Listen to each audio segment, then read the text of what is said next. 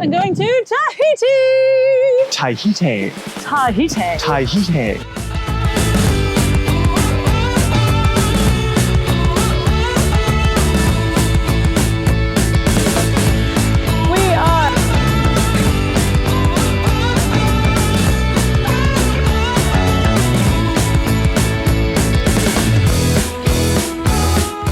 Last time on Red Seas, we replaced our ripped old cockpit enclosure with a brand new DIY rain curtain. Because it's us, it didn't quite all go to plan, but we're happy with how it looks on Indy. We finished the job just in time for some bad weather to hit us, but thankfully we only suffered some minor damage when the bridle snapped on our dinghy. We finished out the week with an unexpected guest when our neighbour brought round this huge blue coconut crab, which we shared over a beach fire that night to end our time in the Tuamotus. Hey guys, we just want to take a second to let you know about this week's sponsor, Ardent Training. They are a Scottish-based sailing school, completely based online, where they film all of the RYA content for your theory courses on their boat on the west coast of Scotland. Yeah, RYA, if you don't know about it, is a bit like ASA for the Americans out there, but, you know, better, frankly. And yeah, the guys at Ardent have taken the time to put all of the theory into video format. So you see each of the instructors. They'll take you through all the course content at your own pace. You can do all of that online on their website. Yeah, you can do your theory wherever you are in the world. And if you have any questions, you can just get in touch with any of their instructors who are available, I think, 7 days a week, 364 days a year. 364. I think they said they take Christmas Day off, and I'm going to give them that. That seems fair. Yeah, that's okay, yeah. I suppose. But what's really cool is they offer a completely free trial. You can actually start, so you can just go to their website, you can enter their course content and try out the first couple of videos, get a sense of their personalities, their accents, get to see some of the beautiful countryside of the west coast of Scotland from the water, the best place to see it. Oh, absolutely. And just settle in. Yeah, they have also offered a 10% discount for any of their courses to all of our patrons. So if you want to sign up for that, just head over to patreon.com/Red Seas and you can grab the code there and get started. It's going to be fantastic. If you have even the slightest inkling that you want to do some sailing, this is how to start, because as soon as you get the knowledge of how to sail safely, you learn so much more on the water. It's all, when you go out there with no knowledge at all, that's when it can be a bit dangerous and flaky.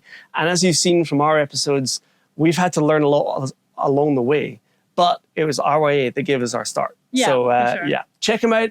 If you want to check out that Patreon link as well, we'll put all the links in the description to the episode. We've probably put them on screen by now. And if not, you probably have a good enough memory that you remember what we said. Anyway, we actually are going to get back to the episode because this week it's a lot of fun.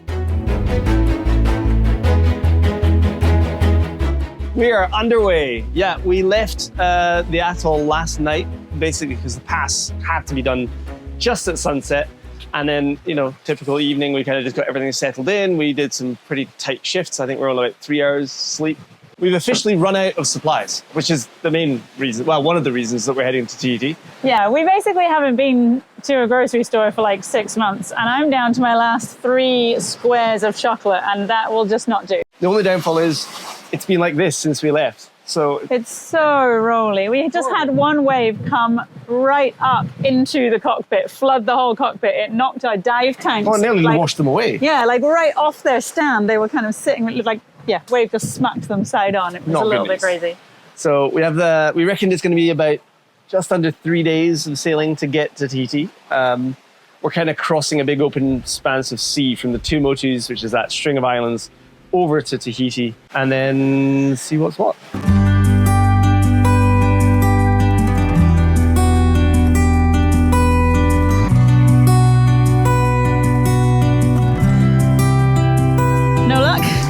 No luck, we just had both lures snap at the same time, which is usually a good sign for mahi-mahi.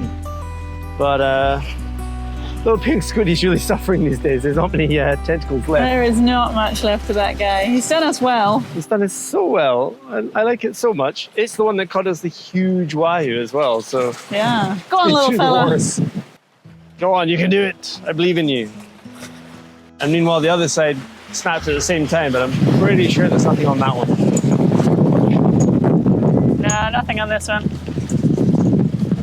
I know that if we catch a fish, like, it'll be really good to have some food to eat. It'll be really good to stock our freezer a little bit, and it gives us something to do. But at the same time, I kind of secretly don't want to catch anything because it is so rolly. I'm feeling quite seasick, and I don't want to have to deal with it when it comes up. Shh, don't tell you. It may have just been one decent wave. The waves have been getting quite big, so maybe one wave just caught both lures and pulled on them. I don't know. Yeah, right. Shame though. Would be nice to catch something as we head towards Tahiti. We can give it away when we get there.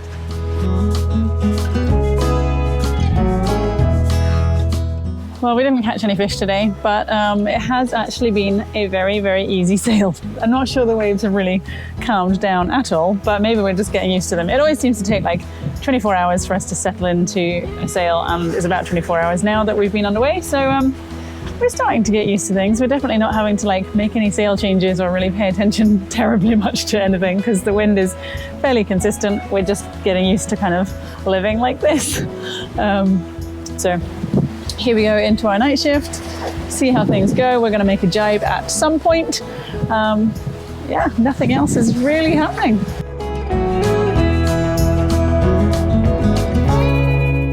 I think I've drawn the short straw 2 nights in a row now. This is I used to go from Brownie, and I have the joy of doing the graveyard shifts, so I'll be on till about 4 a.m. I think. Hopefully we keep the wind all night because it is forecast to die down, and we're just on Genoa only downwinding, but it's still sitting at about 20 knots apparent, give or take.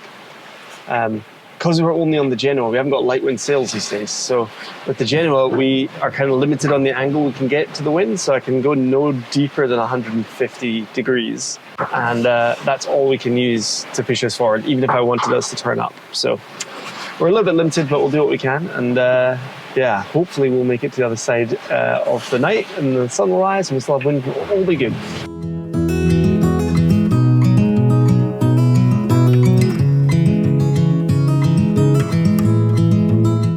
It's morning, the sun has risen, a new day is here, and I am feeling so much better after a really good sleep.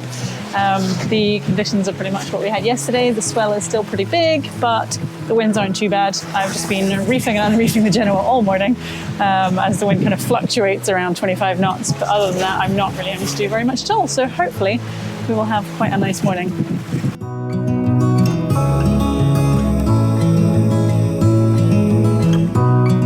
Because there's not really much going on, I'm just going to get on with some jobs. So I'm going to make some bread this morning. We don't really have any food left for lunch, so that is priority number one. We've been making our own bread on board probably since we arrived here in French Polynesia. When we can buy baguettes in stores, that's amazing, but we are usually not in a place where there's a shop. So yeah, we're becoming more and more self-sufficient. I have no idea how it's going to work in this swell, but I figured I would give it a go, and you might find it funny to watch. So I'm just going to put you here while I get everything ready.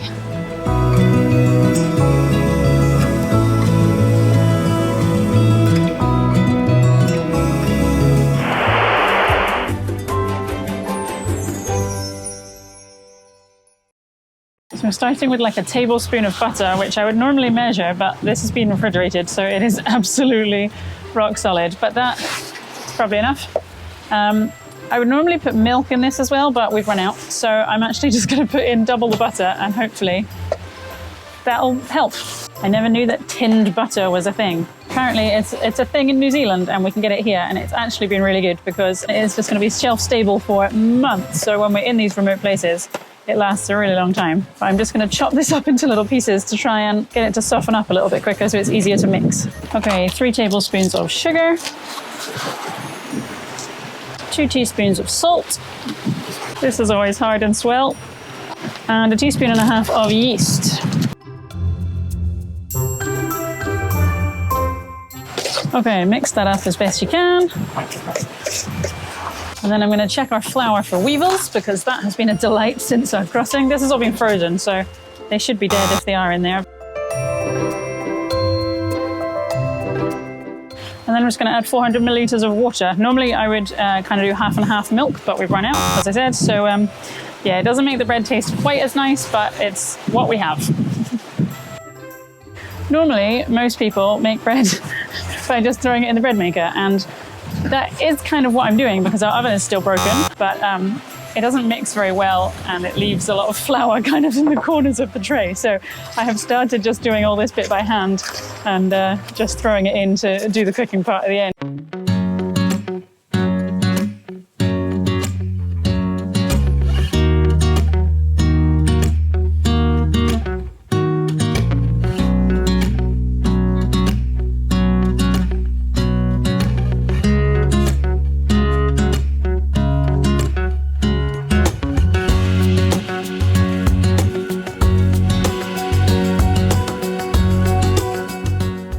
quite a sight.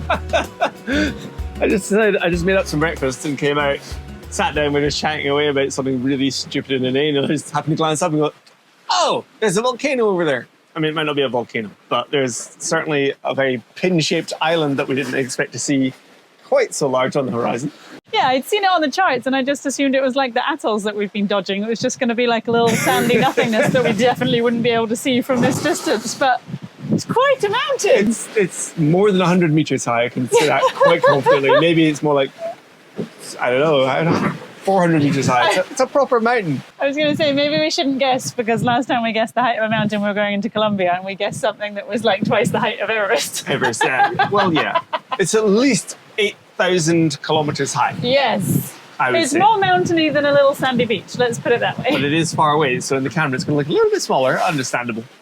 Well, Ian smelled the fresh bread just as it was finishing, and that's what woke him up and he came upstairs to investigate. But I'm afraid you're going to be sorely disappointed. Something has gone a little bit wrong. I think the fact that we ran out of milk might have had slightly more of an effect than I was hoping for. So I think if we serve it upside down, it looks fine. Like there's the hole from where the paddle wheel thing goes around. That's normal. But it's quite sunken on the top, which is now underneath, and it looks really funny. That looks so bad. Come on. You made a Yorkshire pudding. I did. I don't know what happened. It's as if somebody opened the bread maker and let all the heat out, and that's what made it sing. So maybe I was asleep, in your sleep, it wasn't me. You woke up and smelled the bread and got excited. But we don't have anything else, so I'm sure it'll taste fine.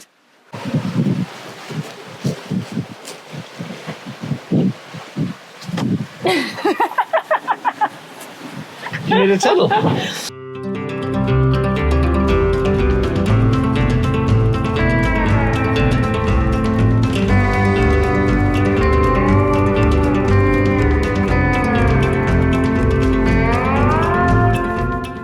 And just like that, we are now set up. So we are one reef in the main, which is actually a bit premature because the wind isn't quite at 20 knots, which is where we'd normally put a reef in, and a full Genoa.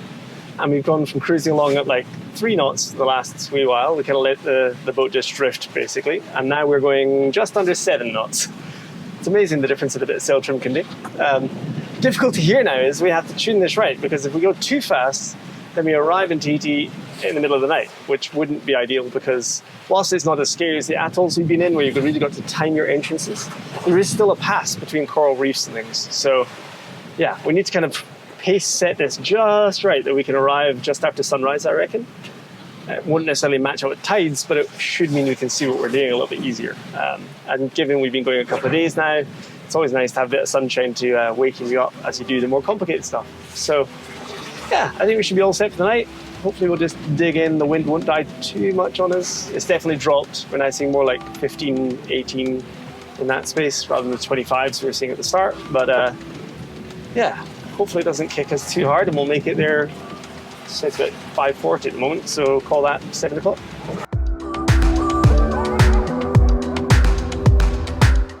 It's always quite strange sailing into somewhere at night, because we won't get the sort of first impressions of seeing land on the horizon, just a smudge, and you're like, is that a cloud or is that a hill? Yeah, we're just going to sail closer and closer in the darkness, and then suddenly when the sun comes up, we're going to be like, boom, there's an island. I don't know, maybe it adds to it. I'm quite looking forward to seeing Tahiti for the first time. We're sailing to Tahiti. Who gets to do that? And what's really, really cool, and you might not be able to make it out here, but I'll do my best to catch it for you. The moon is about to set over Tahiti, so you can actually make out one of the mountain slopes over the side of Tahiti, and the moon is just working its way down towards it now. And that's kind of our first glimpse of Tahiti, albeit at 3 in the morning. Night navigation is something we don't really talk about very much, but those of you who don't know, there's usually red, green, white lights all over islands and channels and passages, so that we know roughly where we are in the dark and we can use them to navigate. However, as our wind is lightening up and we drop to like 4 knots of boat speed, we've never been to Tahiti, and so there's all sorts of lights we have to figure out, and some are charted and some apparently are not. So right now I'm kind of heading towards a red light, which is either a marker buoy, which I think I found on a chart, or it could be another boat traveling across our bow. But it's pitch black. There's no moon, there's no indicators that I can see around about it. It's just one red solitary light. So obviously the fundamental rule is just don't hit stuff. So we're going to try not to hit stuff. But between that one and the one that just flashed as I was talking to you, I'm getting a bit freaked out. There's one that I don't think is a lighthouse, but it just randomly sort of glows orange and then faded away. But it's irregular, so it could just be a car on a hillside. I mean, there's someone at 4 a.m. driving on a hillside, but it could be, I suppose. So this is going to be fun. This is going to be a lot of fun. I should have said we're kind of closing in, so we've only got maybe, well, depending how fast we go, about 2-3 hours until we would be up against the side of Tahiti, and the wind has shifted on us. So it's kind of forcing us to go to the middle of the island rather than up around the top that we'd hoped to do. So I think what we'll do is get right up to the middle of the island, get within spitting distance, and then put a tack in, end up going back the way we came, but hopefully making some north, and another tack to get over the top of the island. Not great, but I mean, at least by then it should be getting light so we can not hit stuff. Well, we buckled. Yeah, we stuck a tack in to try and get ourselves away from Tahiti. However, it appeared that, well, basically the wind had died to below 10 knots. So we put the tack in, we got ourselves lined up, and then when the wind completely died, basically the current caught us and just flipped us back to face Tahiti again. So it feels like the world and Indy just want to get to land now. So we've basically had to give up, stick on the iron sails. I've still got the main up, although it's not doing anything. I'm dead to wind right now. And in other news, the sun is coming up and we can actually see Tahiti. It's pretty cool. It's way more mountainous than I realized. I guess it is back to the real world, having spent so long in the middle of nowhere in the Tuamotus, in the Marquesas. We're now officially in the societies.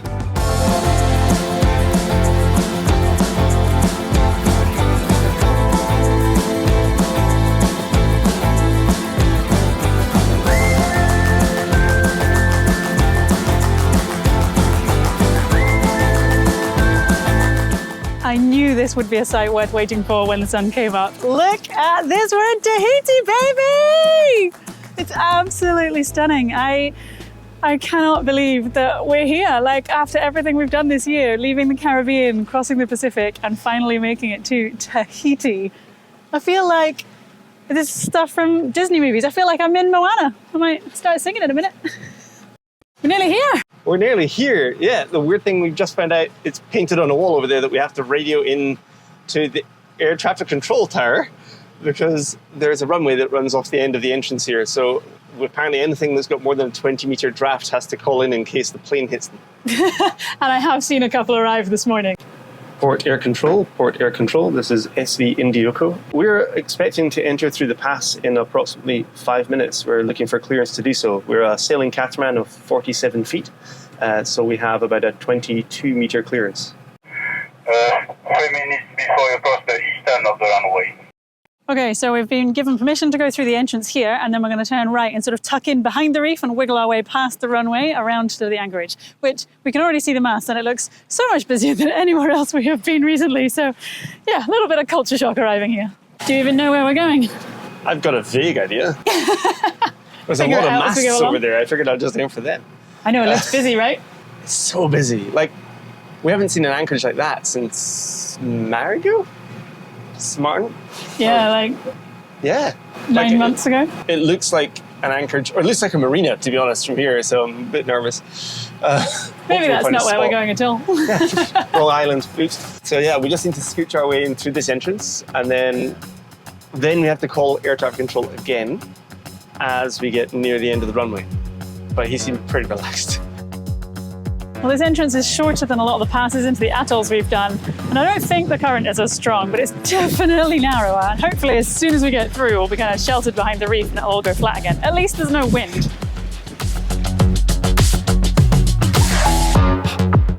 I feel like he made every effort to fly directly over our mast, but at least we now know that we're not too tall.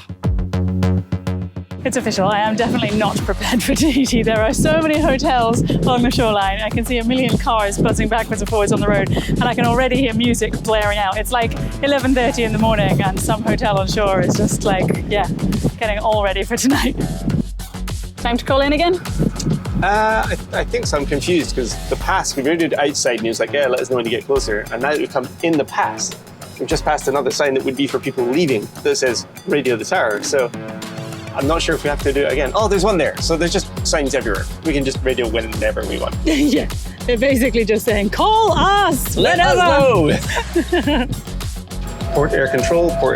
This is SV Indioko. This is just us calling in as we are now on the approach to the east end of the runway, looking for permission to cross. Copy, where you want? Indioko for Papa, you may proceed now.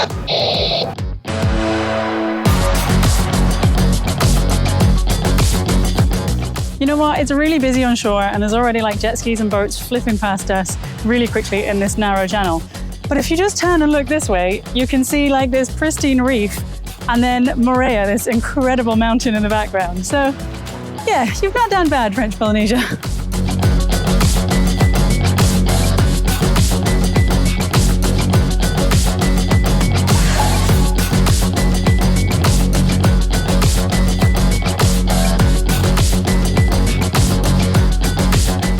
We did it. We did it. We are officially in Tahiti, which Tahiti. I can't really believe we're saying that because that is the postcard kind of location when you think about it. I know. And I never thought we'd ever say we'd sailed to Tahiti. I know. It's one of those places that I like would see on the map when I was a kid looking at an atlas and it was like all the way around the other side of the world. And now we're here and we haven't just flown here on holiday. We've moved here with our boat, with our home. Which is fine, except all of these people behind us have come here on holiday and they're having a great time. But it does mean that the music is going to go on probably quite late and they're essentially our neighbours. So yay. We sound like old people. I think it's going to be really fun, but I don't think they'll invite us on board. They seem to be having a blast either way. We just deployed probably the lowest chain scope we've ever done. I know, it's really not ideal, but this anchorage is so deep. We have put out all 60 meters of our chain. That's all we have. Well, kind of. It's all we have in one piece. Yeah, in one piece of chain we only have 60 meters. So for us, this is a very deep anchorage at like 16, 17 meters of depth. Yeah, but then you look down and you can literally see the bottom. The water here is so clear. When I heard that we were going to be anchoring in the airport anchorage and that everybody kind of comes to basically the one anchorage on Tahiti, I was like, oh, it's going to be so disgusting. The water's going to be horrible and green and it's going to be nasty. And then it's actually French Polynesia, so it's delightful. Really good. It's really good. But either way, we've now arrived. I think what we'll probably do is drop the dinghy and have a look around on shore because, well, rumor has it there's like Carrefour and things. I know. We might be able to buy chocolate. Oh, do you think we can get an ice cream? An ice cream? Why are you talking 17 ice creams? Let's get as many ice creams. Let's get tubs of ice cream. Let's get 4 tubs so you can have one.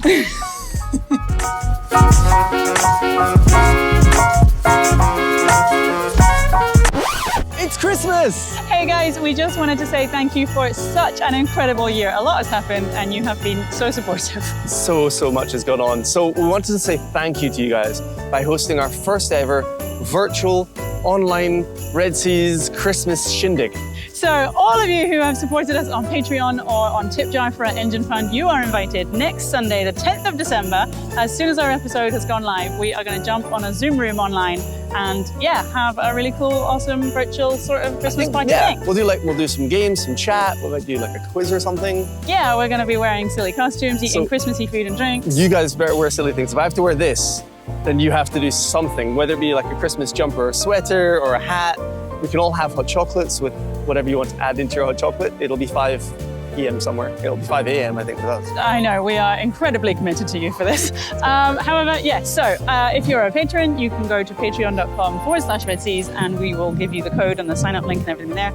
If you donated to our engine fund on Tip Jar, just send us a message and we'll give you the code because I don't think we can get in touch with you. So please get in touch with us. Yeah, exactly. So fire us a message and that way we can get to know you all, which would be really nice as well. And we just celebrate bringing in Christmas and kicking off the festivities. We will do our best to be awake. I might have been awake from the night before because it's going to be very early here. Yeah, but it should be fun. And hopefully as many of you as possible can make it because it's just really cool to meet you all. Yeah, I cannot wait. We will see you there. All right, Merry Christmas, guys. See ya. Bye.